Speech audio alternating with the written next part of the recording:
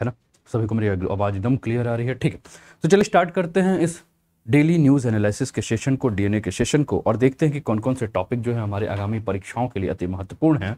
और ये सेशन जो है दोस्तों आपके यूपीएससी और सभी स्टेट पीएससी एग्जाम के लिए बहुत महत्वपूर्ण है। चाहे आप यूपी से हो, बिहार से हो, एमपी से, छत्तीसगढ़, झारखंड, राजस्थान, कहीं से भी हो, आपके लिए ये सेशन बहुत महत्वपूर्ण है। और आपने देखा कि ये वही सेशन है जहाँ से 5 जून को यूपीएससी के एग्जाम में ढेर सारे मतलब 50 से ऊपर क्वेश्चन जो हैं वो आपको हूबहू देखने को मिले। तो चलिए आगे बढ़ते हैं सेशन को लेकर और देखते हैं कि क्या क्या है आज का न्यूज़। दोस्तों इस समय आप अनअकैडमी के यूपी पीएससी पर जुड़े हैं, जहां अगर आप प्लस का सब्सक्रिप्शन लेते हैं तो आप अनलिमिटेड लाइव और रिकॉर्डेड कोर्सेज जो है वो इंडिया के बेस्ट एजुकेटर के साथ एसेस कर सकते हैं। ये मेरा प्रोफाइल है आपके स्क्रीन पर। तो चलिए स्टार्ट करते हैं आज का सेशन और देखते हैं सबसे पहला न्यूज़ क्या है आपके स्क्रीन पर। सबसे पहला न्यूज़ जो है दोस्तों वो लिया गया है पीआईबी से, सोर्स जो है वो पीआईबी है। न्यूज़ है, vice president lauds India Qatar economic partnership, calls for building an enabling environment and forging more collaboration for mutual benefit. Vice President launch India-Qatar startup bridge to link startups ecosystem of the two countries.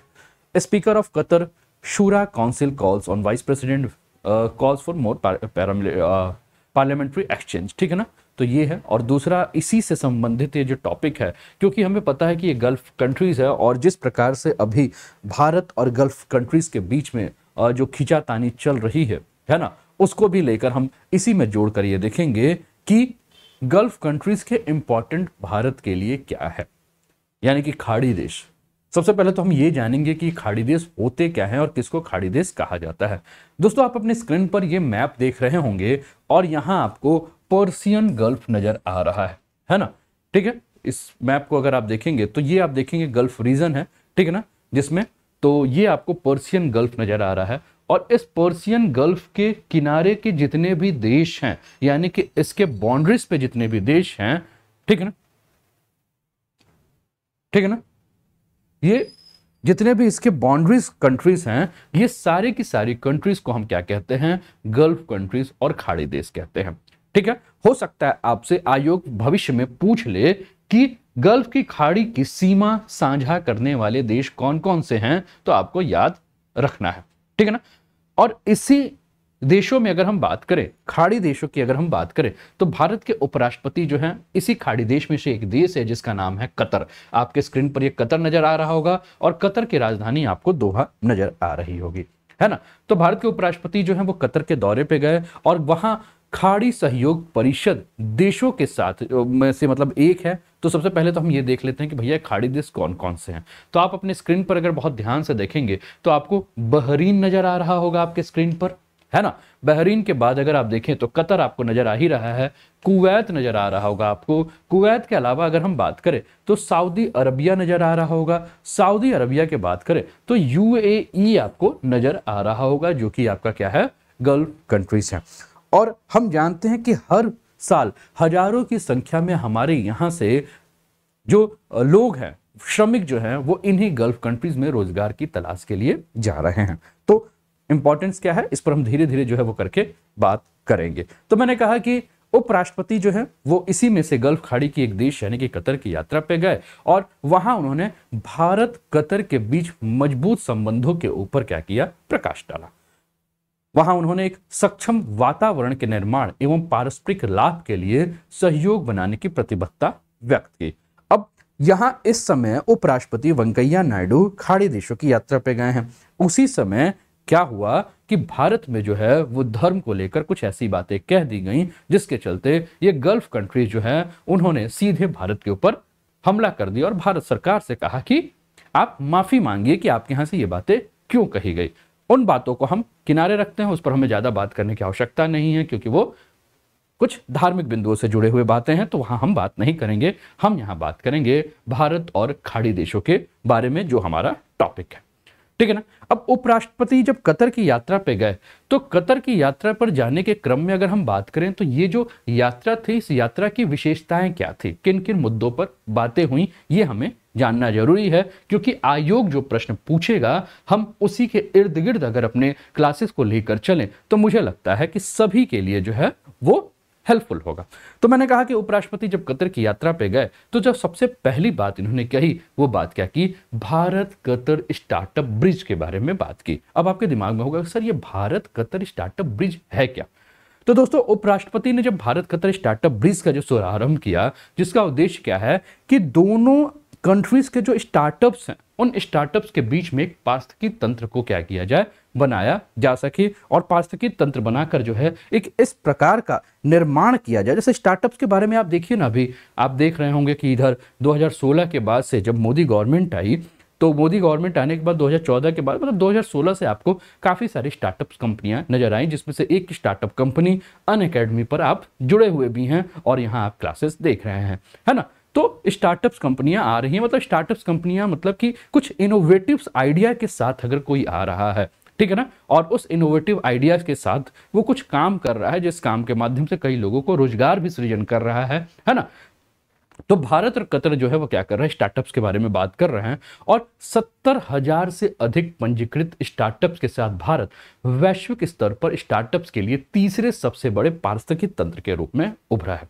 Bharat में 100 unicorn हैं जिनका मूल्यांकन 300 billion अमेरिकी dollar से अधिक है। और कल आप लोगों ने न्यूज में भी देखा कि एक और भी यूनिकॉर्न जो है, जो कि ऑनलाइन प्लेटफॉर्म की एजुकेशन फील्ड में एक नया यूनिकॉर्न, मतलब कुल मिलाकर अगर हम बात करें तो एडुटेक एरिया में अगर हम बात करें तो रोज नए नए यूनिकॉर्न्स हमें देखने को मिल रहे हैं। और अभी भारत में अगर हम बात करें तो 100 यूनिकॉर्न जो हैं और जिनका मूल्यांकन मैंने क्या कहा कि 300 बिलियन अमेरिकी डॉलर के आसपास है।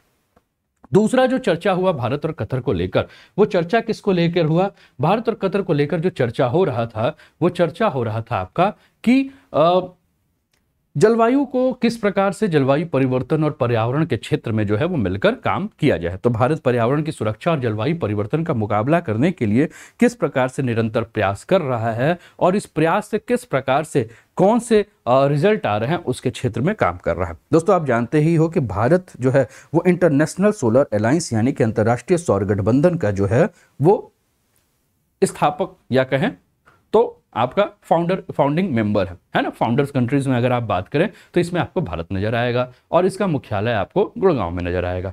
तो अंतर्राष्ट्रीय सौर गठबंधन की स्थापना और साथ में रिन्यूएबल सोर्स ऑफ एनर्जी यानी कि अक्षय ऊर्जा को बढ़ावा देने के लिए भारत जो है एक नेतृत्वकर्ता की भूमिका में चल रहा है। उन्होंने कतर को अपनी ऊर्जा सुरक्षा में भारत की विश्वसनीय भागीदार के रूप में स्थिरता के लिए इस यात्रा में भागीदार बनने और इंटरनेशनल सोलर अलायंस के सदस्य बनने के लिए भारत ने क्या किया है, आमंत्रित किया है। उन्हें भी ये कहा है कि आप भी क्या कर लीजिए, हमारे साथ जुड़ जाइए। कहाँ, इंटरनेशनल सोलर अलायंस में, जिससे कि हम अक्षय ऊर्जा के क्षेत्र में कुछ और भी बढ़ चढ़कर काम कर सके। इसके अलावा आप जानते हैं कि जब दो देश की यात्रा करते हैं, जब दो देश आपस में मिलते हैं तो बात होती है किसकी, बाजार की, बात होती है किसकी, व्यापार की। और जब बाजार और व्यापार की बात करें तो व्यापारिक मंडलों का मिलना जो है वो तो लाजमी है। जो व्यापार मंडलों के बीच में जो है वो संयुक्त व्यापार परिषद की एक बैठक हुई और उसमें इस बात पर काफ़ी प्रसन्नता भी व्यक्त की कि भारत और कतर के मध्य जो व्यापार है वो व्यापार क्या है, वो अच्छा चल रहा है। और एक संयुक्त व्यापार परिषद की इसमें स्थापना भी की गई जो कि संयुक्त कार्यबल के माध्यम से जो है वो भारत और कतर के बीच क्या करेगा, व्यापार के लिए निवेश में बढ़ावा देने के क्षेत्र में काम करेगा। इसके ऊपर भी चर्चा की गई है। उम्मीद करता हूं कि आप सभी को मेरी क्लासेस सही से समझ में आ रही है। चंद्रशेखर चौधरी, प्रतीक्षा, श्रवण कमांडो, प्रीति, रूबी यास्मीन, सौम्या त्रिपाठी, तो उम्मीद कर रहा हूं कि आप लोग को क्लासेस समझ में आ भी रही होगी, इस चीज को आप समझ रहे होंगे। अब साथ साथ हम क्या कह रहे हैं, हम बात कर रहे हैं भारत और कतर के बीच में जो बात हो रही है कि एक नया अवसर ढूंढा जाए, है ना। और अवसर ढूंढते हुए कोशिश ये किया जाए कि जो भी उभरते हुए अवसर है उस अवसरों का सही से प्रयोग किया जाए। साथ ही जो दोनों पक्ष हैं, चाहे वो भारत हो चाहे कतर हो, इनके व्यवसाय को एक सही तरीके से मार्गदर्शन मिले, सहयोग हेतु साझेदारी हो। और इन्वेस्ट इंडिया और कतर इन्वेस्ट प्रमोशन एजेंसी की भी क्या की गई, इसमें सराहना की गई, इसमें बात की गई, ठीक है ना। इसके अलावा बात करें तो बहुमंचीय पक्षों का जो है वो सहयोग के ऊपर चर्चा की गई और ये कहा गया कि एक अंतर संसदीय संघ, एशियाई संसदीय सभा अन्य बहुपक्षीय मंचों पर भारत और कतर के बीच में अधिक सहयोग का जो है वो आह्वान किया गया कि मिलकर हम क्या करते हैं, कुछ व्यापार के क्षेत्र में काम करते हैं और जिस व्यापार के क्षेत्र के माध्यम से हम इस प्रकार से काम करें कि हमारा व्यापार जो है वो और भी ज्यादा बढ़ जाए। अब एक टॉपिक जो है, ठीक है ना, वो टॉपिक क्या है, why the gulf matter for India. अब जैसे ही बातें चली, बातें शुरुआत हुई काशी विश्वनाथ से, और जानते ही हो कि लोग, भाई देखो, हर धर्म की इज्जत करना हमें चाहिए, धर्म कोई भी हो, सभी धर्म जो है वो रेस्पेक्टफुल है, किसी भी धर्म के बारे में कुछ भी ऐसी टीका टिप्पणी करने से हमें बचना चाहिए। लेकिन आप जानते हैं कि भारत में अभिव्यक्ति की स्वतंत्रता है और अभिव्यक्ति की स्वतंत्रता का दुरुपयोग जो है वो बहुत ज्यादा भारत में किया जाता है, जिसको जो मन में आता है वो बोल देता है, ठीक है। और कुछ बेवकूफ लोगों, चाहे वो किसी भी धर्म में हो, मैं किसी एक धर्म के बारे में बात नहीं कर रहा हूं, सारे धर्म में बेवकूफ पड़े हुए हैं। कुछ बेवकूफ लोगों की टीका टिप्पणी के चलते क्या होता है कि जो एक शांति का माहौल है, उस शांति के माहौल में उन्माद फैल जाता है। कोई एक धर्म का किसी दूसरे धर्म के बारे में कुछ उटपटांग बोलेगा, दूसरे धर्म वाला पहले धर्म के बारे में कुछ उटपटांग बोलेगा, ठीक है, और उटपटांग बोलकर वो निकल लिया। उसका जो हमें प्रतिफल या परिणाम या उसका देखने को मिल रहा है, उसमें ऐसे लोग पीसे जाते हैं जो अपने धर्म को लेकर बहुत ही ज्यादा भावनात्मक रूप से जुड़े हुए हैं, ठीक है। अब इसी भावनात्मक रूप की अगर हम बात करें तो हम क्या देख रहे हैं कि ऐसी टीका टिप्पणी शुरू हुई काशी विश्वनाथ मंदिर में, जब बनारस जो कोर्ट है ना, जो वहाँ का आपका सिविल कोर्ट है, उसके बाद जब जांच वोच होना शुरू हुआ, ठीक है, वहाँ से पूरा का पूरा मामला उठा और उसके बाद टीका टिप्पणियों का सिलसिला जो है वो धीरे धीरे आगे बढ़ने लगा और कुछ ऐसी टिप्पणी की गई जिस टिप्पणी को लेकर जो ये गल्फ कंट्रीज है, इस गल्फ कंट्री ने भी क्या किया कि अपनी, भाई देखो होता क्या है कि जो आप जिस धर्म को मान रहे हैं, अगर इस धर्म के बारे में कुछ बोला जाएगा तो आप सरकार के प्रतिनिधि को बुला के कहोगे कि देखो भाई ये सब ठीक नहीं है, ठीक है, तो बुलाया और कहा गया कि देखिए ये सब ठीक नहीं है, ऐसा कुछ टीका टिप्पणी मत कीजिए धर्म विशेष को लेकर, इससे हमारे संबंध जो है वो खराब भी हो सकते हैं, ठीक है। कुछ देश कुछ आगे बढ़ के बोले कि नहीं, भारत सरकार या प्रधानमंत्री खुद माफी मांगे, ठीक है। तो ये सारी चीजें जो है चल रही थी। हमें यहाँ क्या समझना है, हमें ये समझना है कि खाड़ी क्षेत्र यानी कि गल्फ कंट्रीज हमारे लिए इंपॉर्टेंट कितना है। हमें ये बात करना है कि क्यों भारत जो है वो खाड़ी देश के जो भी क्षेत्र, खाड़ी क्षेत्र के जो भी देश हैं, उनके साथ अपने संबंधों को मैत्रीपूर्ण बनाए रखना चाहता है। खाड़ी देश में अगर हम बात करें दोस्तों, तो एक देश आपको सबसे पहले जिस पर हम चर्चा करेंगे वो देश आपको नजर आ रहा है ईरान।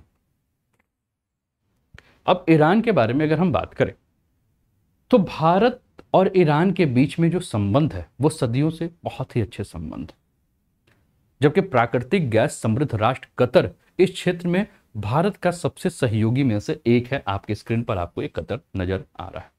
भारत के अधिकांश खाड़ी देशों के साथ जो संबंध है बहुत अच्छे हैं और संबंधों के दो सबसे महत्वपूर्ण कारण क्या है, एक है तेल और दूसरा है गैस। क्यों? क्योंकि हमारी निर्भरता इन देशों के ऊपर बहुत ही ज्यादा है। इसके अलावा अगर हम बात करें तो खाड़ी देशों में काम करने वाले भारतीय जो हैं उनकी संख्या बहुत ज्यादा है। आप अपने क्षेत्र में देखिए, अपने गांव में देखिए, अपने पड़ोस में देखिए, अपने परिवार में देखेंगे तो हम क्या देख रहे हैं कि हमारे यहाँ से बहुत सारे लोग रोजगार की तलाश में, जो पहले कभी दिल्ली, मुंबई, गुजरात, सूरत की यात्रा पे जाते थे, कलकत्ता की यात्रा पे जाते थे, वो अब कहाँ जा रहे हैं, खाड़ी देशों की यात्रा में जा रहे हैं। तो भारत की बड़ी संख्या के द्वारा जो है वो लोग रोजगार की तलाश में खाड़ी देशों में जा रहे हैं और वहां से अपने घर में क्या कर रहे हैं, पैसे भेज रहे हैं, है ना। तो वो पैसे भी एक तरफ से अगर हम बात करें तो भारत के लिए क्या है, एक विदेशी धन का जो है वो माध्यम भी, ठीक है ना। और इसके अलावा अगर हम बात करें तो भारत का इन सारे देशों के साथ व्यापारिक संबंध भी है।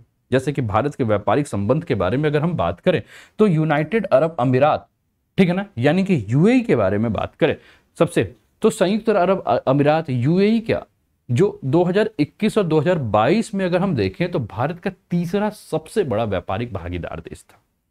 यदि दोनों देशों के बीच में आयात और निर्यात के बारे में अगर चर्चा करें तो निर्यात भारत के द्वारा 28 बिलियन अमेरिकी डॉलर का हुआ था, जबकि आयात जो है वो 45 बिलियन अमेरिकी डॉलर का हुआ, ठीक है ना।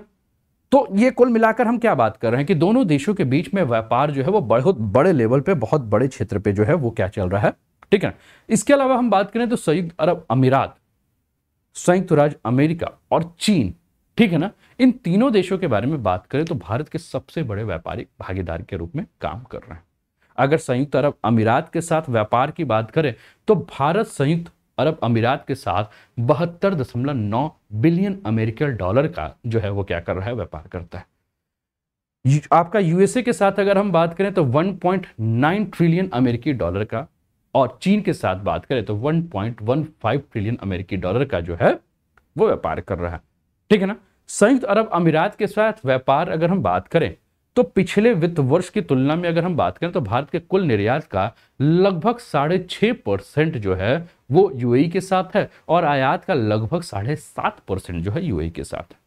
और पिछले वर्ष की अगर हम बात करें, जब महामारी की बात करें तो महामारी जब आपका कोविड का समय आया था तो वर्ष में 68.4% से अधिक का जो है वो दोनों देशों के बीच में व्यापार चला था। तो आप समझ सकते हैं कि किस प्रकार से जो है वो बहुत ही इंपॉर्टेंट कंट्रीज आपको नजर आ रहा है। कौन सा? यूएई। दूसरी कंट्री आपके स्क्रीन पर यहां नजर आ रही है सऊदी अरबिया, जो आप अपने स्क्रीन पर देख रहे हैं। सऊदी अरबिया के बारे में बात कर, देखिए मैं खाड़ी देशों के बारे में बात कर रहा हूं, और इन खाड़ी देशों के बारे में जब मैं बात कर रहा हूं तो आप समझ सकते हैं कि भारत खाड़ी देशों के लिए या खाड़ी देशों के लिए भारत, है ना, दोनों एक दूसरे के लिए कितने इंपॉर्टेंट है। अब जब मैं सऊदी अरब के बारे में बात कर रहा हूं दोस्तों, तो सऊदी अरब का अगर हम 2020-21 की व्यापार के बारे में अगर हम बात करें तो 2020-21 में सऊदी अरब का जो व्यापार था वो 42.9 अरब डॉलर के साथ, और सऊदी अरब भारत का 4th नंबर का व्यापारिक भागीदार था। 3rd नंबर का व्यापारिक भागीदार कौन सा हुआ? 3rd नंबर का व्यापारिक भागीदार आपका यूनाइटेड अरब अमीरात आपको देखने को मिल रहा है। तो 4th नंबर का आपका व्यापारिक भागीदार अगर कोई देखने को मिल रहा है तो वो कौन देखने को मिल रहा है? वो मिल रहा है सऊदी अरब। और सऊदी अरब के साथ भारत के जो निर्यात के बारे में अगर हम बात करें तो लगभग 8.676 बिलियन अमेरिकी डॉलर का जो है वो क्या था? आपका निर्यात था। और भारत के कुल निर्यात की अगर हम बात करें, यानी कि भारत ओवरऑल जितना एक्सपोर्ट करता है, इस एक्सपोर्ट की अगर हम बात करें तो इस एक्सपोर्ट में 2.07% जो है वो आपको भारत के कुल निर्यात का इसको देखने को मिलता है। आयात के बारे में अगर हम बात करें तो चौथे सबसे बड़े देश के रूप में आयात लगभग 34.1 बिलियन अमेरिकी डॉलर का था, जो कि इसके पिछले वर्ष की तुलना की अगर हम बात करें तो पिछले वर्ष की तुलना में 50% अधिक हमें देखने को मिल रहा है।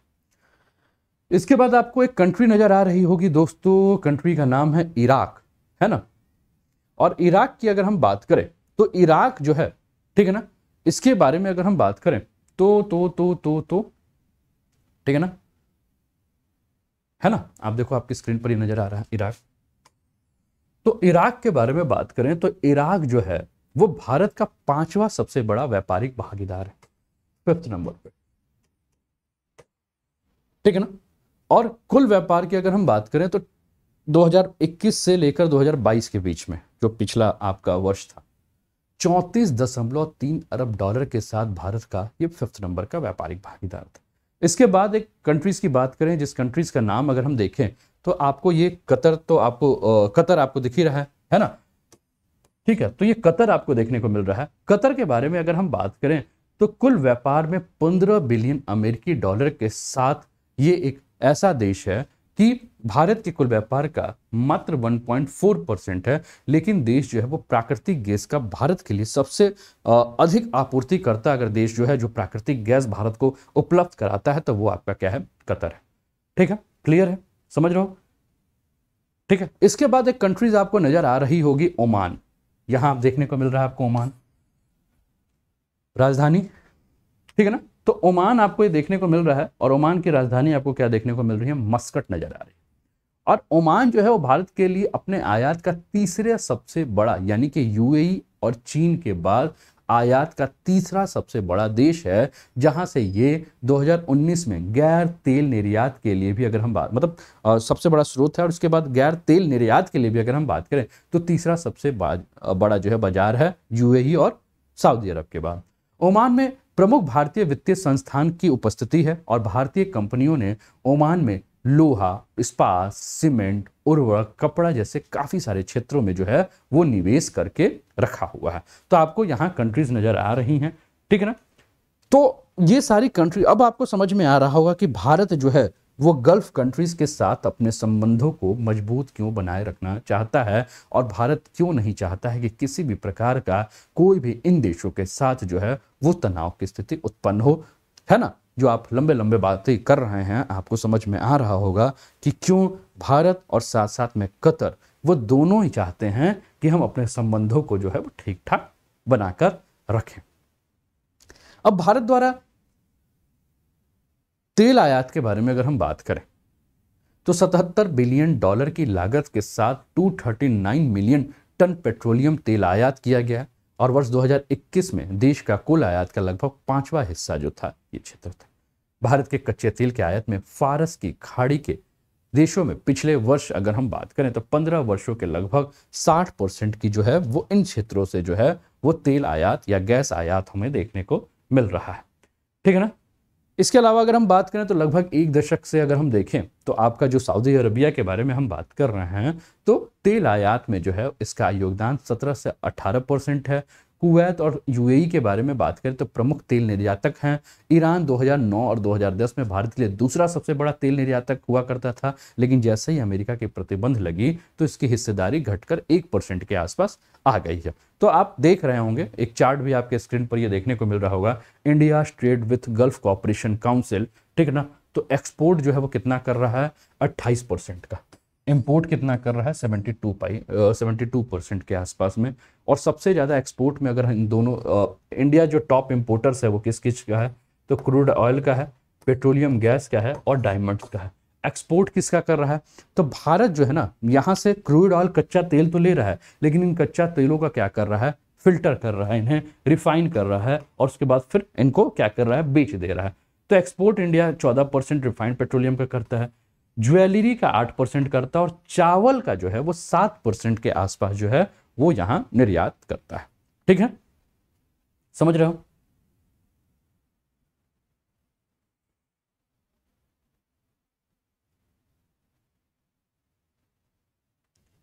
ठीक है, चलिए अब एक प्रश्न है, इस प्रश्न पे आइए और इसका उत्तर दीजिए। निम्नलिखित में से कौन खाड़ी सहयोग परिषद का सदस्य नहीं है, ईरान, ओमान, सऊदी अरब या कुवैत।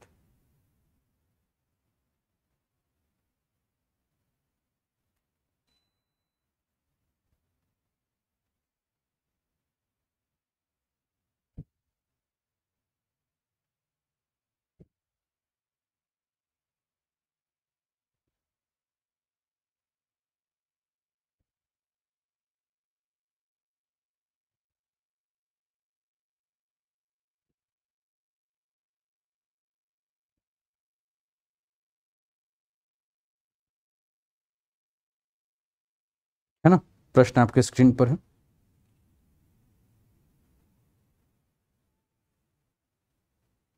तो दोस्तों जिन्होंने कहा ईरान, वो सभी के उत्तर जो है वो आपके सही है। और खाड़ी सहयोग परिषद अरब प्रायद्वीप के 6 देश का गठबंधन है, जिसमें बहरीन, कुवैत, ओमान, कतर, सऊदी अरब और संयुक्त अरब अमीरात है। ईरान जो है वो गल्फ कंट्रीज का जो है यानी कि खाड़ी सहयोग परिषद का जो है वो सदस्य नहीं है, और यह सदस्यों के बीच आर्थिक सुरक्षा, सांस्कृतिक और सामाजिक सहयोग को बढ़ावा देने के लिए 1981 में स्थापित किया गया था, क्या, जीसीसी यानी कि खाड़ी सहयोग परिषद, तथा सहयोग एवं क्षेत्रीय मामलों पर चर्चा करने के लिए हर साल जो है इसका एक शिखर सम्मेलन जो है वो आयोजित किया जाता है, ठीक है ना। तो दोस्तों जिन्होंने कहा ईरान, वो सभी के उत्तर जो हैं वो सही है। इसके अलावा बहरीन, कुवैत, ओमान, कतर, सऊदी अरब और संयुक्त अरब अमीरात, ये सारे इनके देश हैं। तो दोस्तों इस समय आप अनअकैडमी पे जुड़े हैं, और अनअकैडमी का अगर लर्निंग ऐप मोबाइल पे नहीं तो डाउनलोड कर लीजिए। एडवांटेज अनअकैडमी के हैं, ये सारे एडवांटेज जो हैं आपके स्क्रीन पर दिख रहे हैं, इन सारे एडवांटेज का आप लाभ उठा सकते हैं। इसके अलावा बात करें दोस्तों तो ये मासिक करंट अफेयर्स पत्रिका है, इसको आप डाउनलोड कर सकते हैं। इसके अलावा UP triple S C lower PCS 2022 के लिए जो है ये मॉक टेस्ट है, इसका आप लाभ उठा सकते हैं।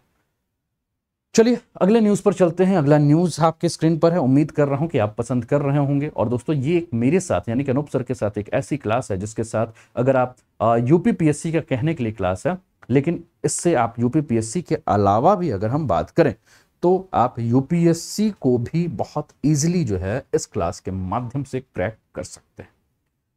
और ये चीज मैंने 5 जून को भी करके दिखा दिया है। इसी क्लास से काफ़ी सारे क्वेश्चंस आपको द हिंदू इंडियन एक्सप्रेस वाले टॉपिक को जो मैंने यहाँ डिस्कस किया है, इससे आयोग हूबहू 50 से ऊपर क्वेश्चन पूछा हुआ है, जिसको कि मैंने आपको ग्रुप में शेयर भी किया है, जिसको आपने देखा भी होगा, है ना। चाहे जो और भी सोशल मीडिया प्रोफाइल है उस पर भी मैंने शेयर किया है, चाहे मेरा टेलीग्राम है उस पर भी मैंने शेयर किया है। अगर आप मेरे टेलीग्राम पे नहीं जुड़े हैं तो नीचे डिस्क्रिप्शन पे जाइए, डिस्क्रिप्शन पे मेरा टेलीग्राम ग्रुप होगा अनअकैडमी@अनूप उपाध्याय, वहां से जुड़ जाइएगा तो और सारी जो जानकारी है वो जानकारी भी आपको मिलती रहेगी, है ना। ठीक है, चलें आगे बढ़े। अगला न्यूज है द हिंदू से लिया हुआ है, न्यूज है 75% of river monitoring station report heavy metals pollution, centre for Science and environment, है ना। तो इस पर हम बात करेंगे हैवी मेटल पॉल्यूशन यानी कि भारी धातु प्रदूषण के ऊपर। तो मैंने कहा कि विज्ञान और पर्यावरण केंद्र ने एक जानकारी दी है कि भारत की नदियों में लगभग 75% जो है वह गंभीर धातु प्रदूषण जो है वो मिल रहा है।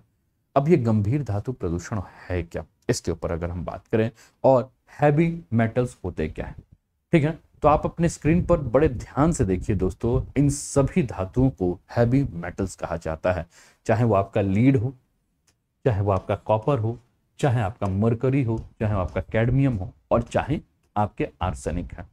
और इनका जो डेंसिटी है वो 5 से अधिक है, ठीक है ना, ये मैंने आपको बताया। वैसे इसके अलावा अगर हम बात करें तो cadmium, chromium, cobalt, copper, iron, mercury, manganese, molybdenum, nickel, lead, tin और जिंक जो है इनको हैवी धातु के रूप में जाना जाता है।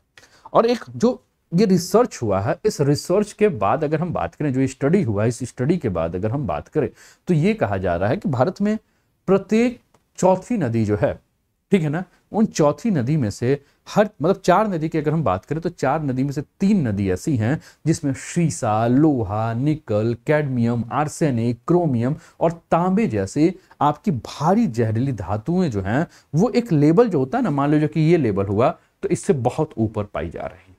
अब आप कहेंगे सर तो पाई जा रही है तो अच्छी बात तो है, दिक्कत क्या है इसमें, ठीक तो है, ठीक है, दिक्कत क्या है उसके ऊपर हम बात करेंगे, ठीक है। तो आपके स्क्रीन पर हम देखें, है ना, तो हैवी मेटल्स के बारे में हम चर्चा करेंगे। सबसे पहले हम जानेंगे कि भैया ये हैवी मेटल्स होता क्या है, भारी धातु होता क्या है।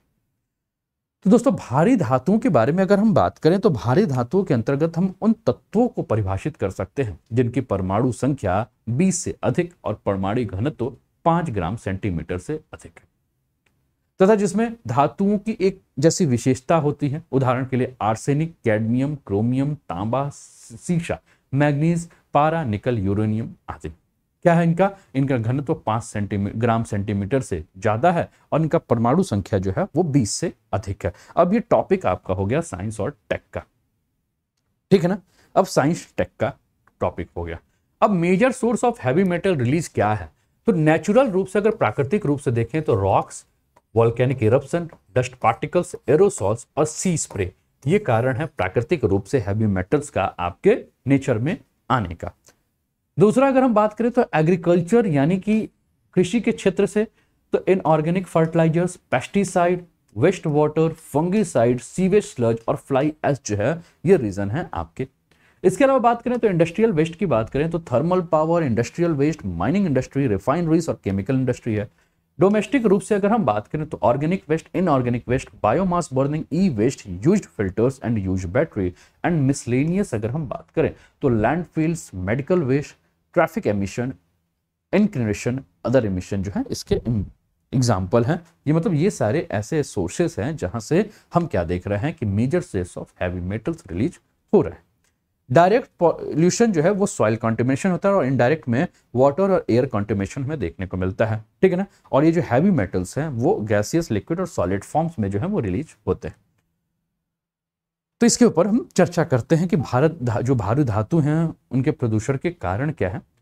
तो सबसे दोस्तों हम क्या देख रहे हैं, हमने बात की किसकी, हमने बात की कि आपका प्राकृतिक रूप से, कृषि से, है ना, धातु उद्योग से, अनुचित जो अपशिष्ट का प्रबंधन हो रहा है उससे, उर्वरकों से, कीटनाशक जो फर्टिलाइजर्स होते हैं उनसे, इनके अत्यधिक जब प्रयोग की जाती है तो अत्यधिक प्रयोग के बाद, मतलब जितनी आवश्यकता है उतनी, तो मान लीजिए जैसे आप ही को मान लीजिए किसी ने खाना दिया, आपको मान लीजिए 2 रोटी का भूख है और आपको घर में 5 रोटी दे दी, जैसे होता है रिश्तेदारी में जाओ तो जबरदस्ती आपको ठूस ठूस के खिलाया जाता है, जैसे लगता है कि मतलब बहुत ठूस के खिला दिया तो उसी से प्रेम है, नहीं खिलाए गए तो प्रेम जो है वो नहीं देखने को मिलेगा, है ना, यही होता है। ठीक है, यही दिक्कत है ना। अब जो एक्स्ट्रा हो, मान लीजिए आपको भूख कितनी है, भूख जो है वो 2 रोटी की है, जबरदस्ती सामने वाले ने 5 दे दिया तो आप कैसे भी करके 3 रोटी खा लोगे, लेकिन बचा हुआ 2 रोटी क्या करोगे भाई, आपका जूठा कोई खाएगा तो नहीं, वेस्ट में जाएगा। सेम यहां भी हम क्या देखते हैं, जब भूमि की एक क्षमता होती है, उस क्षमता से अधिक अगर आप फर्टिलाइजर्स उर्वरकों का प्रयोग कर रहे हो तो उसके बाद वो क्या करेगा, वो भूमि उठा के बाहर फेंकेगा, है ना। तो कुल मिलाकर अगर हम बात करें तो जो कृषि का उद्योग है, धातु उद्योग है, अनुचित अपशिष्ट प्रबंधन है, उर्वरक है या कीटनाशक का जो अधिक प्रयोग है, इसके चलते हम क्या देखते हैं कि नदियां, मिट्टी, पर्यावरण पर इन भारी धातुओं का प्रभाव हमें देखने को मिलता है। अब ये भारी धातु क्या होती हैं भाई, मान लीजिए कि आप कोई खेत है, खेत के अंदर आपने, जैसा कि मान लीजिए अभी धान की खेती होनी शुरू हो रही है, कई जगह आपने देखा होगा कि बीज जो है वो छिड़क दिया गया होगा। अब बीज छिड़कने के बाद, पानी डालने के बाद आपने क्या किया कि उसके अंदर फर्टिलाइजर्स डाल दिए। अब जितना फर्टिलाइजर्स उस भूमि को आवश्यकता उतना तो उसने ले लिया, बाद में क्या होगा कि जैसे जैसे भूमि आपका वो पानी सोख रही है, वो फर्टिलाइजर्स उस पानी के साथ साथ आपके भूमि के अंदर जा रहा है, और भूमि के अंदर आपको क्या मिल रहा है, भूजल मिल रहा है, ग्राउंड वाटर मिल रहा है। उसी भूजल के साथ ये धातु जो है, जो कि आपके फर्टिलाइजर्स के रूप में थी, फर्टिलाइजर्स में मिली हुई थी, वो जाकर क्या हो गई, उन भूजल के साथ मिल गई। तो भूजल के बारे में अगर हम बात करें तो भूजल यानी कि ग्राउंड वाटर जो हम लोग पीते हैं ना, जब मस्त हैंडपंप चला के, टुल्लू चला के, उसी में से ये भारी धातु जो है वो सबसे ज्यादा हमारे जीवन में, हमारे लाइफ साइकिल में, हमारे जो जीवन चक्र है उसके अंदर आ जाता है। तो हम क्या कह रहे हैं कि भूजल जो है वो भारी धातुओं का प्राथमिक स्रोत है। कृषि और औद्योगिक संचालन, इसके अलावा लैंड फिलिंग मतलब मिट्टी खोद के पूरा कचरा लाके उसमें डंप कर दिया गया, खनन, परिवहन, कृषि जल अपवाह के माध्यम से हम क्या देखते हैं कि धीरे धीरे, जैसे मान लीजिए बारिश हुआ और कहीं नदियों के किनारे क्या कर दिया गया है, जितना भी आपको भारी धातु के जो भी अपशिष्ट हैं उसको लाके फेंक दिया गया। अब बारिश हुआ, वहां से बारिश से पानी में बहा और जाके सीधे नदियों में मिल गया। तो ये हम क्या देख रहे हैं कि इसके माध्यम से हम क्या देख रहे हैं कि ये स्थिति जो है ये हमें देखने को मिल रही। उद्योगों से अपशिष्ट जल का निर्वहन जो है, जैसे कि मान लीजिए कि चमड़े की फैक्ट्री है, तो चमड़े की फैक्ट्री में हम क्या देखते हैं कि क्रोमियम जैसे भारी धातु जो है वो वहां से निकलता है। अब जैसे कानपुर में आप देखते थे लेदर फैक्ट्री था, आगरा में हम देखते थे लेदर फैक्ट्री था, अब क्रोमियम का वहां यूज किया जा रहा है लेदर फैक्ट्री में। उसके बाद कानपुर में गंगा नदी, यमुना में, और आगरा में यमुना नदी पहुंच गई भारी धातु। अब ये जो भारी धातु है वो जो आपके जलीय जीव है उनके लिए, और जलीय जीव पर निर्भर जो है आप, ठीक है, तो इन सभी के लिए क्या है कि एक गंभीर समस्या बन चुकी है। और भारी धातु के बारे में बात करें दोस्तों, तो ये जो धातु है ना, वो चाहे पौधों के अंदर, चाहे जानवरों के अंदर, चाहे पर्यावरण के अंदर जो है वो तुरंत जो है नष्ट नहीं होती है, बहुत लंबे समय तक बनी रहती है, ठीक है ना। तो पर्यावरण में जब ये प्रवेश कर जाती हैं तो पर्यावरण के लिए क्या कर देती हैं, एक प्रकार की समस्या का निर्माण कर जाती है। तो हमने बात भी किया, ये सारे सोर्सेस आपने देखा कि जिन सोर्सेस से भारी धातुएं जो है हमें देखने को मिल रही हैं, ठीक है ना। अब भारी धातु प्रदूषण के निगरानी के लिए किया क्या जा रहा है, इस पर भी हम बात करें, लेकिन उसके पहले ये प्रदूषण के हॉटस्पॉट के ऊपर अगर हम बात करें तो ये देखिए, देश के 51 राज्यों में 588 जल गुणवत्ता निगरानी स्टेशन लगाई गई है, जिसमें टोटल कोलीफॉर्म 28 स्टेशनों पर जैव रासायनिक ऑक्सीजन मांग उच्च मात्रा में पाया गया। अब ये क्या देख रहे हैं कि ये आपका एक पहला जो इमेज है, ये है आपका गुजरात साबरमती का, जिसमें अमोनिया एक रंगहीन गैस है जिसकी गंध बहुत तीखी होती है, ये आपको अमोनिया देखने को मिल रहा है, ठीक है ना। इसके अलावा हम क्या देख रहे हैं कि कृषि और इसके साथ परिवहन और मवेशियों के अपशिष्ट के माध्यम से ये आ रहा है, ठीक है ना, क्योंकि इसकी वजह से संतुलन खोला, बेहोशी, ऐठन, कोमा, मृत्यु, मतलब ये व्यक्ति के अगर शरीर में अमोनिया की मात्रा चली जाए तो ये सारी समस्या हमें देखने को मिलेगी। दूसरा आपको डिजॉल्व ऑक्सीजन है ना, घुलनशील ऑक्सीजन की बात करें तो माना जाता है कि 5 mg प्रति लीटर या उससे ज्यादा, ठीक है ना। प्रदूषित नदियों की अगर हम बात करें तो 20 राज्यों, ये आपको रेड आपको दिख रहा होगा, तो ये 20 राज्यों की नदियां जो हैं वो क्या हैं, आपको प्रदूषित देखने को मिल रही हैं। सर्वाधिक प्रदूषित जो एरिया देखने को मिला वो रुड़की देखने को मिला, और नदी थी सोलानी, उत्तराखंड राज्य में। स्रोत क्या था कि तो कृषि और इसके साथ परिवहन और मवेशियों के अपशिष्ट के साथ दुर्घटनावश अमोनिया से भरपूर खाद का रिलीज होना। क्यों महत्वपूर्ण है? क्योंकि ये मछलियों, बैक्टीरिया, प्लांट के साथ विभिन्न तरह के जीवों के लिए घुलनशील ऑक्सीजन के लिए जरूरी है। टोटल कोलीफॉर्म, यह मिट्टी और पानी में पाया जाने वाला एक बैक्टीरिया है जो सतह के जल को प्रभावित होता है और यह मनुष्य और जीवों के अपशिष्ट में भी होता है। सामान्य मात्रा में ये 500 एमपीएन प्रति 100 मिलीलीटर या उससे कम होना चाहिए। 21 राज्य में 239 स्टेशन जो है ये देखने को मिलता है। गलेटा एक स्थान है, हिंडन नदी उत्तर प्रदेश में, जो सबसे ज्यादा टोटल कोलीफॉर्म वाला हमें यहाँ प्रदूषण देखने को मिलता है। इसके अलावा बात करें तो क्यों नुकसान है? क्योंकि अगर ये व्यक्ति के शरीर में पहुंचे तो उस व्यक्ति अपना संतुलन खो सकता है, बेहोशी हो सकती है, ऐंठन हो सकती है, कोमा में जा सकता है, मृत्यु हो सकता है, ठीक है ना। मछलियों की वृद्धि में प्रभाव हो सकता है। जैव रासायनिक ऑक्सीजन डिमांड, है ना, यह घुलनशील ऑक्सीजन की वह मात्रा है जिसे पानी में ऑक्सीजन पर जिंदा रहने वाले जीव को किसी भी जैविक तत्व को एक निश्चित तापमान और विशिष्ट समयावधि में गलाने या तोड़ने की जरूरत पड़ती है। सामान्य मात्रा 3 mg प्रति लीटर। 18 राज्य इससे प्रदूषित हैं। सबसे अधिक प्रदूषित रुड़की, सोलानी, उत्तराखंड में, ठीक है ना। फिर वही सारी जो प्रॉब्लम हमें देखने को मिल रही है। तो मैंने कहा कि भारत में 764 नदी गुणवत्ता निगरानी स्टेशन है और ये 28 राज्यों में फैला हुआ है। केंद्रीय जल आयोग ने अगस्त 2018 और दिसंबर 2020 के बीच भारी धातुओं के लिए 688 साइटों के पानी के नमूने लिए थे और गंगा नदी के 33 निगरानी स्टेशन में से 10 ऐसे थे जहां ये पाया गया कि जो एक सामान्य स्तर है, एक सामान्य मात्रा होना चाहिए किस चीज का, भारी धातु का, घुलनशीलता का, उससे बहुत अधिक देखने को हमें मिल रहा है। 21 राज्यों में प्रदूषण की जांच करने के बाद यह भी पाया गया कि 588 जल गुणवत्ता स्टेशनों में कुल कोलीफॉर्म बैक्टीरिया और जैव रासायनिक ऑक्सीजन की जो मांग है वो 239 और 88 से अधिक है, मतलब जो मात्रा होना चाहिए उससे अधिक है। इसके माध्यम से यह भी कहा कि उद्योग हो, कृषि हो, घरेलू अपशिष्ट हो, उसमें जल उपचार के लिए जो स्थिति होनी चाहिए वो स्थिति जो है वो पर्याप्त नहीं है। Centre for Science and Environment की state of the environment report जो 2022 आई है, इसके अनुसार ये कहा गया है कि नदी जो कि नमामि गंगे मिशन का केंद्र बिंदु है, उसमें सीसा, लोहा, निकल, कैडमियम और आर्सेनिक जो है वो काफी उच्च स्तर पर है। तो एक तरफ हम नमामि गंगे परियोजना चलाकर नदियों को साफ करने की बात कर रहे हैं और दूसरी तरफ हम क्या देख रहे हैं कि नमामि गंगे परियोजना जहां चलाई जा भी रही है वहां के नदियों में हमें भारू धातु की मात्रा जो है वो बहुत अधिक देखने को मिल रही है, ठीक है ना। अब ये भारी धातु के प्रभाव के बारे में हमने बात किया कि क्या क्या प्रभाव हो सकते हैं, इस पर हमने चर्चा किया, ठीक है ना। अभी आपके स्क्रीन पर देखिए कहाँ कितना मैला है ना। तो यहाँ आपको दिल्ली नजर आ रहा है और दिल्ली से यहाँ यमुना नदी और यहाँ आपको गंगा नदी। तो आप देख रहे होंगे कि जहां जहां आपको रेड कलर नजर आ रहा है ना, ऋषिकेश, हरिद्वार, कानपुर, इलाहाबाद, बनारस, पटना, भागलपुर, ये भयानक, अच्छा ये तो आपके वो शहर हो गए जहां, लेकिन अगर आप देखेंगे तो कानपुर से लेकर बनारस के बीच में गंगा नदी जो है वो सबसे अधिक प्रदूषित मानी जा रही है इसके हिसाब से। यमुना नदी को अगर आप देखेंगे तो दिल्ली से लेकर आगरा तक बहुत अधिक जो है वो प्रदूषित मानी जा रही है। और इसके अलावा जो पीली पट्टी आपको ये नजर दिख रही है, इसका मतलब है कि प्रदूषण है। ये वायलेट कलर का मतलब क्या है कि प्रदूषण नहीं है। तो आप यहाँ ध्यान रखिए कि जहां से नदी उगमित हुई है वहां से दिल्ली तक और यहाँ से ऋषिकेश तक नदी जो है वो स्वच्छ है, उसमें बहुत ज्यादा समस्या नहीं है, लेकिन उसके बाद नदियों में आपको समस्या देखने को मिल रही है ना।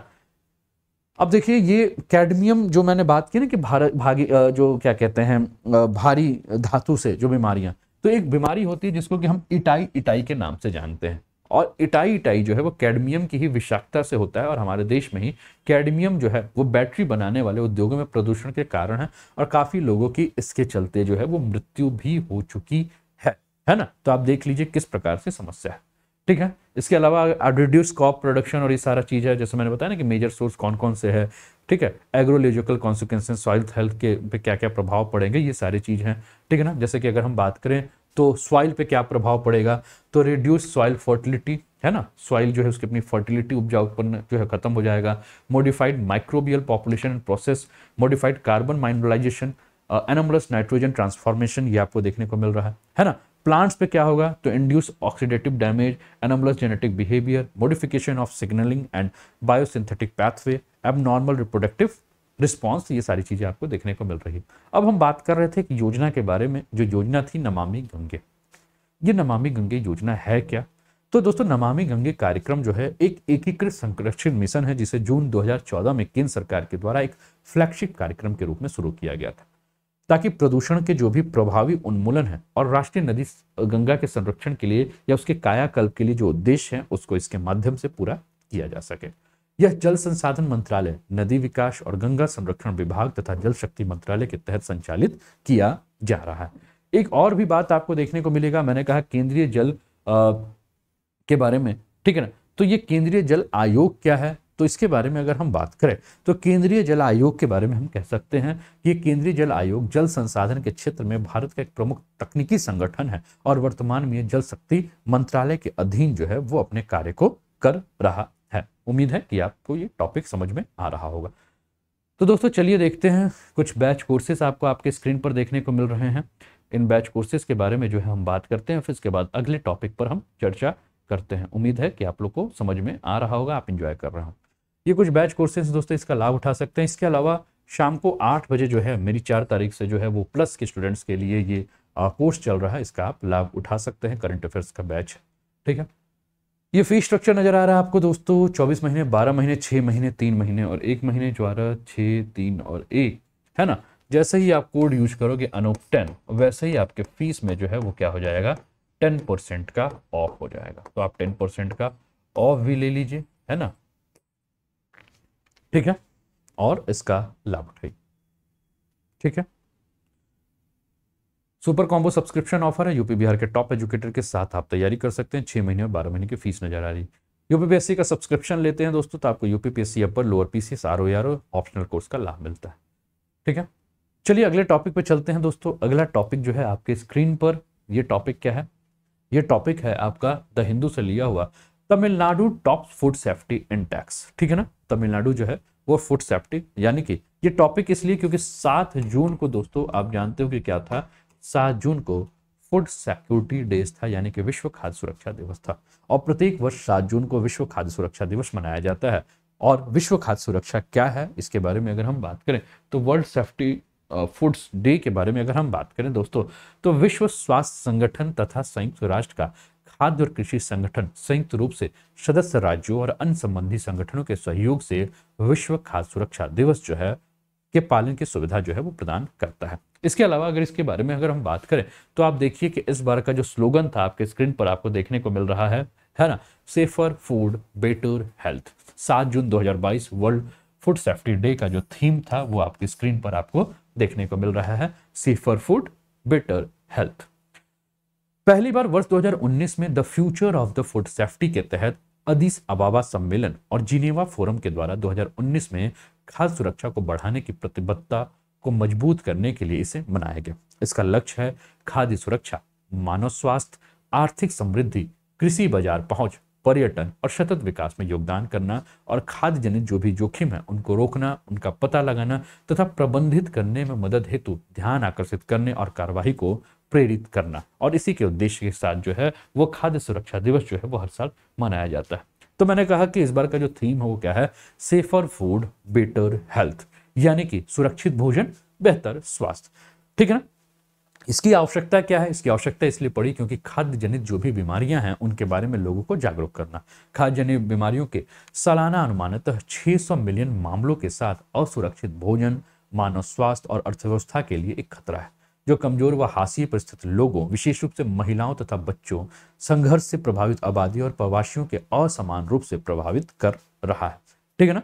तो इसके बारे में जो है हम बात कर रहे हैं। आपके स्क्रीन पर ये देखिए एकदम साधारण मस्त मस्त खाने पीने की चीजें दिख रही हैं, ठीक है ना। अब खाद्य जनित रोगों के बारे में अगर हम बात करें तो ये खाद्य जनित रोग जो है वो किस प्रकार से हमारे लिए समस्या बन रही हैं, इसके ऊपर हम चर्चा कर रहे हैं। तो दोस्तों अगर हम बात करें तो दुनिया भर में अनुमानतः 42,000 लोग जो हैं हर साल दूषित भोजन के कारण क्या हो रहे हैं, मृत हो जा रहे हैं। 5 वर्ष से कम उम्र के बच्चों में हर साल 1,25,000 मौतों के साथ खाद्य जनित बीमारी जो है इसका 40% योगदान है। वैश्विक रूप से अगर हम बात करें तो कोडेक्स एलिमेंट्रिक्स या फूड कोड है ना, कोडेक्स एलिमेंट्रिक कमीशन के द्वारा अपनाए गए जो मानक हैं, जो दिशा निर्देश हैं, ठीक है ना, उसके अभ्यास के लिए कोड संग्रह है जो कि खाने पीने की चीजों के बारे में जानकारी देता है कि हमें कौन से खाद्य पदार्थ का सेवन कैसे करना चाहिए, ठीक है। भारत के बारे में अगर हम बात करें तो भारत में आप जानते हो कि FSSAI यानी कि राज्य खाद्य सुरक्षा सूचकांक ने FSSAI ने खाद्य सुरक्षा सूचकांकों के 5 मापदंडों के बारे में अगर हम बात करें तो ये मापदंड बनाए हैं और साथ में राज्यों के लिए भी आपके राज्य खाद्य सुरक्षा सूचकांक को जो है विकसित किया है, जिससे कि राज्य जो है वो खाद्य सुरक्षा के क्षेत्र में काम करे। इसके अलावा हम बात करें दोस्तों तो ये आपको आपके स्क्रीन पर की food borne disease and hazard जैसे बैक्टीरिया से कौन कौन सी बीमारी होती है, तो लिस्थीरिया, ब्रुसेला और कोलेरा, वायरस से हेपेटाइटिस ए, पैरासाइट से टॉक्सोप्लाज्मोसिस, पोर्क टेपवॉर्म, ठीक है, और इचिनोकोकस टेपवॉर्म, चाइनीज लीवर फ्लग और केमिकल एंड टॉक्सिन से एफ्लैक्सेशन और साइनाइड, ऐसे टाइप की जो बीमारियां हैं वो आपको देखने को मिल रही हैं। ठीक है ना। अब एक फूड पॉइजनिंग सिम्टम्स क्या है, तो आप जब खाना खाते हो और मान लो फूड पॉइजनिंग, तो आपके पेट में जो है वो क्या होने का, क्रैम्प्स, ऐंठन होना शुरू हो जाएगा। इसके अलावा आप बात करें तो nausea, diarrhoea, dizziness, vomiting, fever, है ना। प्रिवेंशन क्या है, आप हाथों को धोए, क्रॉकरी जो बर्तन है जिसमें आप खा रहे हैं उसको अच्छे से धोइए, जो आपके वेजिटेबल सब्जियां हैं उनको क्या कीजिए, आप अच्छे से धोइए, फ्रेश फूड आप बना के खाइए, स्पॉइल्ड फूड प्रोडक्ट्स या खराब फल, rotten eggs, dirty food and water का सेवन आपको नहीं करना है, इससे क्या है समस्या आ जाएगी। अब एक मूवमेंट है जिस मूवमेंट को हम क्या कहते हैं, ईट राइट इंडिया मूवमेंट। अब ये भारत सरकार और भारतीय खाद्य सुरक्षा और मानक प्राधिकरण की एक पहल है, ठीक है, जो सभी भारतीयों के लिए सुरक्षित, स्वस्थ तथा टिकाऊ भोजन सुनिश्चित करने के लिए देश की खाद्य प्रणाली को बदलने के क्षेत्र में जो है वो काम कर रहा है। आपके स्क्रीन पर देखिए, ये आपको ईट राइट इंडिया मूवमेंट देखने को मिल रहा है, जिसमें बात FSSAI, ministry of health and family welfare, government of India के तहत जो है वो आपको देखने को मिल रहा है। ठीक है ना। तो इसमें क्या है, तो ईट राइट इंडिया राष्ट्रीय स्वास्थ्य नीति 2017 से जो है जुड़ा हुआ है, जिसमें आयुष्मान भारत, पोषण अभियान, एनीमिया मुक्त भारत, स्वच्छ भारत मिशन जैसे प्रमुख कार्यक्रम पर ध्यान केंद्रित किया गया है। जिसमें आप देख रहे हैं आपकी स्क्रीन पर, फल और सब्जियां अधिक मात्रा में सेवन करें, मांस, मछली और पोल्ट्री का संयमित रूप से सेवन करें, दूध और दूध उत्पाद भरपूर मात्रा में सेवन करें, खाने और पेय चीनी और फैट में अधिक संयम से सेवन करें, और अनाज और दालें पर्याप्त मात्रा में सेवन करें, भरपूर मात्रा में पानी पीजिए, सही आहार लीजिए और स्थिरता बनाए रखिए। मतलब ईट राइट इंडिया, सही भोजन बेहतर जीवन के हिसाब से आपको देखने को मिल रहा है। अब इसको लेकर एक अवार्ड्स की घोषणा की गई, जिसको eat rights awards, food business, individual food startups, eat rights India, Swasth Bharat यात्रा, FSSAI के सहयोग से इसको बनाया गया। अब FSSAI ने नागरिकों को सुरक्षित और स्वस्थ भोजन विकल्प को चुनने के लिए खाद्य कंपनियों तथा व्यक्तियों के योगदान को मान्यता देने हेतु ईट राइट्स अवार्ड्स की शुरुआत की, जो कि उनके स्वास्थ्य और कल्याण को बेहतर बनाने में मदद करेगा। ठीक है। ईट राइट्स मेला एक चीज है, आपके दिमाग में आएगा भैया ये ईट राइट्स मेला क्या है। तो दोस्तों FSSAI के बारे में हम बात कर रहे थे कि FSSAI, ईट राइट इंडिया, स्वास्थ्य भारत के द्वारा ईट राइट्स अवार्ड्स आया। अब ईट राइट्स मेला क्या है, ये भी चीज है। तो दोस्तों FSSAI के द्वारा ये नागरिकों को उचित खाने के लिए प्रेरित करने के लिए गतिविधि है, और ये विभिन्न प्रकार के भोजन के स्वास्थ्य और पोषण लाभों के बारे में नागरिकों को जागरूक करने के लिए आयोजित किया जाता है।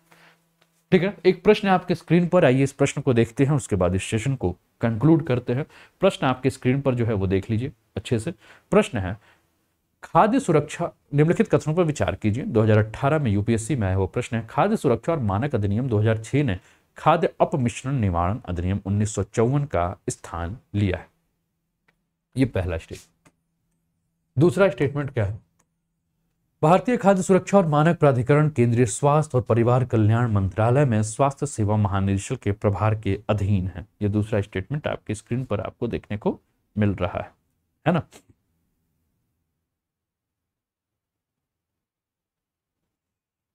ठीक है। आपको बताना है कि राइट आंसर क्या है।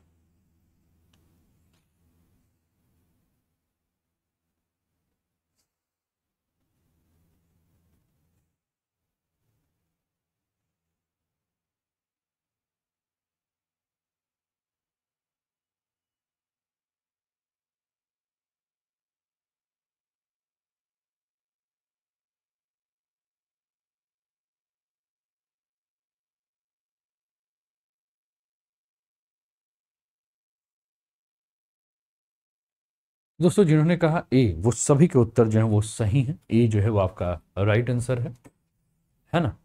और भारतीय खाद्य और सुरक्षा और मानक प्राधिकरण FSSAI स्वास्थ्य व परिवार कल्याण मंत्रालय भारत सरकार के अंतर्गत एक स्वायत्त निकाय है और यह खाद्य सुरक्षा और मानक अधिनियम 2006 के तहत स्थापित किया गया है, जो विभिन्न मंत्रालय एवं विभागों में खाद्य संबंधी मुद्दों को संभालने वाले विभिन्न कार्यों व आदेशों को समेकित करता है। खाद्य मानक और सुरक्षा अधिनियम 2006 ने खाद्य अपमिश्रण निवारण अधिनियम 1954 जैसे कई अधिनियमों तथा आदेशों को प्रतिस्थापित किया है, जैसे कि फल उत्पाद आदेश 1955। ठीक है, तो उस हिसाब से अगर हम बात करें तो पहला स्टेटमेंट जो है वो आपका क्लियर है। दोस्तों स्पेशल सेशन है, इसका आप लाभ उठा सकते हैं। 2 बजे हम लोग मिलते हैं 2 PM पे MCQ के सेशन पे आज, ठीक है ना, जिसपे हम लोग प्रीवियस ईयर क्वेश्चन को जो है वो ज़्यादा से ज़्यादा रिवाइज करेंगे। ठीक है, इसके अलावा कम्युनिटी है, यहाँ फॉलो कर सकते हैं। कैसे लगी क्लास, अच्छी लगी हो तो लाइक कर दीजिए, शेयर कर दीजिए, सब्सक्राइब करके बेल आइकन। ठीक है, चलिए फिर मिलते हैं अगले सेशन में। तब तक अपना ध्यान रखिए, स्वस्थ रहिए, मस्त रहिए, तंदुरुस्त रहिए, हंसते खेलते मुस्कुराते हुए जीवन का आनंद लीजिए। जय हिंद, जय भारत।